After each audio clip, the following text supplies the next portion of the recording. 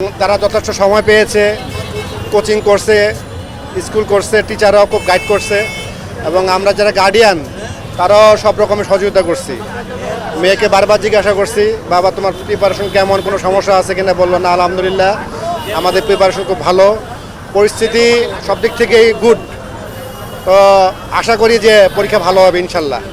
প্রশ্ন ফাঁস নিয়ে কোনো গুজব শুনেছেন? না, এ পর্যন্ত সত্যিকার অর্থে প্রশ্ন ফাঁস নিয়ে কোনো গুজব আমার কানে আসে নাই বা এই ধরনের কোনো কিছু শুনিও নাই। এরকম যদি হয় জি। হয়, তাহলে কি এটা পজিটিভ প্রভাব পড়বে নাকি নেগেটিভ প্রভাব পড়বে? না, যদি এটা আগে বিবেচনা করতে হবে। গুজব তো অনেক সময় এটা হয়, চাউর হয়। এটা আমাদেরকে বুঝে নিতে হবে যে কতটুকু সঠিক কতটুকু বেঠিক। আমরা কিন্তু গার্ডিয়ানরা এটা বুঝতে পারি। তো এই সময় তো অনেক কিছু প্রোপাগান্ডা হচ্ছে, তার সাথে মিলাইলে হবে না। আমাদের আগে এটা বুঝতে হবে এবং ভাবতে হবে যে এটা আসলে সঠিক না বেঠিক। প্রশ্নটা নেই বলেন, জি সঠিক না মিথ্যে এটা জাজ করাও জরুরি। জি জরুরি। বলুন। জি, প্রশ্নটা আপনার এ পর্যন্ত এ ধরনের কোনো নিউজ পাই নাই এবং আমরা বিশ্বাস করি যে না, এ ধরনের কিছু হবে না।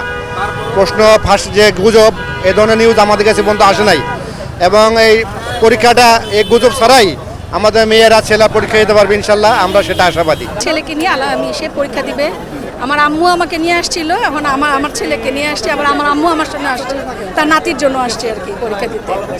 তো এই যে আপনার আশা, এটার পিছনে তো আপনার পুরো 10 বছরের জি 10 বছরের।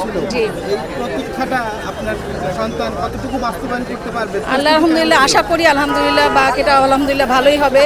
বের হলে বোঝা যাবে আলহামদুলিল্লাহ কেমন হয়েছে। আশা করি আলহামদুলিল্লাহ ভালোই হবে।